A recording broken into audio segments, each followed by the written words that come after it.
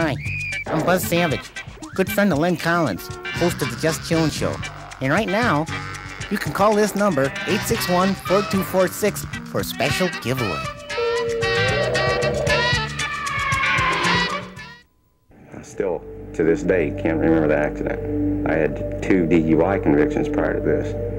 And I just thought, well, it's just a money thing. The court was trying to get my attention. It was trying to make me aware that you could possibly have a problem. Maybe there's something to this drinking and driving thing. If you're asking yourself whether or not you have a drinking problem, you've got a drinking problem. Ohio Parents for Drug-Free Youth urges you to call your local partner for a drug-free Ohio. Call now. I want to welcome you back after that short break. Again, my name is still Jim Joyner. This is still Tanya Burney, and she's still training officer with the Alcohol and Drug Addiction Services Board. I've been talking here with Tanya about training, and we're just getting into some of the topics and specific information about the training that she, as training officer at the Alcohol and Drug Addiction Services Board, coordinates. Tanya, give us an idea. Now, you said that maybe within a year's time we're looking at 70, 80 total trainings. Some of those are half-day trainings that may be 3 hours. Some involve a full day. Some may run a couple days. Right, exactly. To complete. Now, those trainings are for whom? Those trainings are for professionals within the chemical dependency field that are trying to go for their BRCHs, or social workers that are going after their CEUs, which are continuing education hours. And the BRCHs? Board recognized clock hours for chemical dependency professionals. I guess we need to explain that. Persons who are certified in Ohio through the credentialing board, which is the licensing board, have to maintain a certain number of hours every 2 years, or get a certain number of ongoing education hours to maintain their certification. And whether their certification is prevention or certified chemical dependency counselor, they need about 40 hours, right? Every 2 years. So these trainings qualify to satisfy some of those hour requirements. Some of those requirements, yes. So here we have training for professionals who are in the field, or people who are in process of getting their certification in the field, kind of working and learning as they go along. Give us some ideas of some of the topics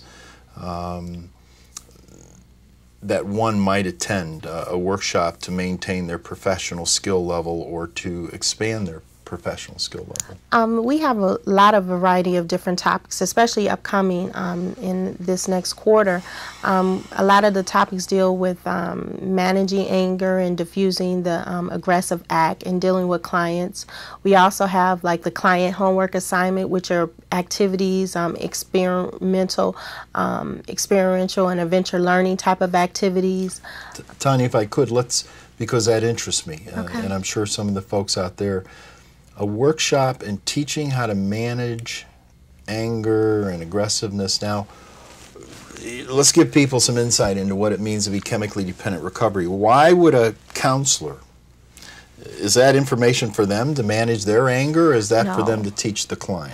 That's basically for them to teach the client on ways of dealing with clients in a confrontational type of environment. Say, for instance, if a client is upset or they need to restrain a client, basically it's just techniques and helpful tips on how to basically work better with this kind of client, and understanding that they do have a problem, and how that affects different reactions to certain things that they might say to them. So it's kind of a workshop to give them some information and feedback on that. And the emphasis more on hopefully diffusing the problem, to kind of bring the client down from being upset or angry and potentially becoming violent, and it's to kind of bring the client down to the level of where they can actually treat the issue of what's going on with them. And it's I guess it's important to say that that's not and I want to make sure I put this right.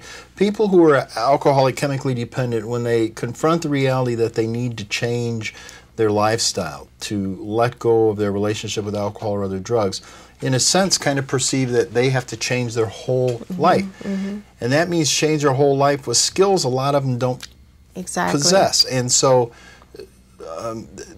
it's understandable that sometimes if we haven't practiced how to manage our emotional highs and lows, that sometimes there may be outbursts or there may be frustrations that the clients don't necessarily know how to deal with in a constructive way. So staff need to be trained to know how to keep that in check, hopefully diffuse that for the client's benefit. So nothing interferes with his or her hopefully recovery.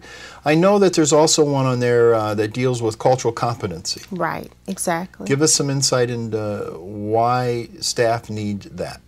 I think because a lot of staff are dealing with people of different backgrounds, and they just basically need to know or be aware of how people act in different ways and the culture that they're dealing with. You know, it just helps you out in dealing with and looking at things from another person's perspective, and it just makes the process easier. And in fact, it has to deal a lot with communication. I think Jessica Horn, Executive Director of Cleveland Urban Minority Outreach Project, best described and helped me understand what's meant by cultural differences, and she used the analogy of if you and I leave here from Cleveland and our goal is to get to Miami, Florida, if I fly, I have a particular perspective on how I got there in my world, in my experience. If you take the bus, you have a different one. If somebody hitchhikes, they have a different perspective. If somebody drove, they have a different. It would be wrong for me, once we all got together in Miami, to assume that the way I got there, my perspective was the only way, was the only right way. And if I were to test you based on my experience at the airport and in the plane, everybody else is going to fail, except those people who shared that same or similar experience. So cultural awareness or sensitivity is understanding that we all didn't get at the same place the same exact way. And there are differences in. So counselors need to know that in dealing with urban clients, dealing with suburban, dealing with clients from different racial class backgrounds and so on. Again, we're talking with Tanya Burney, who is training officer with the Alcohol and Drug Addiction Services Board. Let me add again that for more information about what we're talking about here in this program, you can call the Alcohol and Drug Addiction Services Board at 348-4830. That's area code 216. And certainly you could ask to speak to Tanya. Yes, you can. And get more information. Tanya, we're down to the last couple minutes. Share with us some of the other topics maybe that are available that might be a little more interesting than others that some of these professionals have an opportunity to get training in. Domestic violence, addictive love, life mapping. Whoa, addictive love. We got to put the brake. Well, no, we won't do that. We don't have enough time. We'll have to come back at another program and talk about that. I want to know about addictive love. Domestic violence, obviously a big problem. The relationship between domestic violence and alcohol dependency, other drug dependency, use, abuse, very high. As high as, in some instances, 92% of the perpetrators were under the influence at the time. So providers, professionals need to know how to deal with clients, deal with that, understand that topic. What are some of the others? We also have CPR training, which is very important. Actually, some of our agencies had gotten trained last time, and we were able to save a life. So it's important that not only we know as much about our field, but other things too to help out. First aid, CPR, and particularly important today, and important when you deal with a population that's engaged in high-risk behavior. Drugs that tax the system may put them at risk for heart attack. A couple of the others?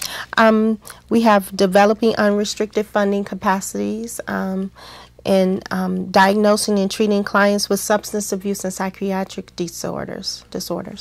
Dual diagnosed clients, those clients who have a psychiatric, who have a substance abuse problem, is an issue and continues to be an issue. And you mentioned funding.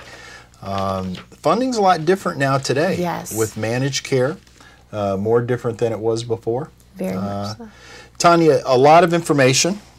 We appreciate you taking the time to be here and a part of Just Chillin' to share this information with us. A lot of good stuff, and hopefully our listeners and our viewers learn some things. Again, that phone number, if they want more information or to talk to you.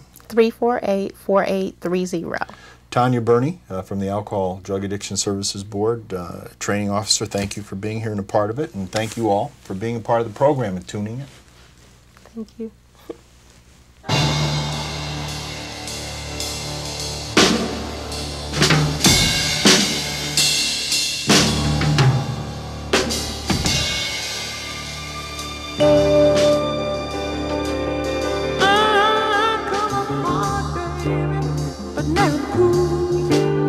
I didn't make it sure, playing by the rules. I come apart, baby.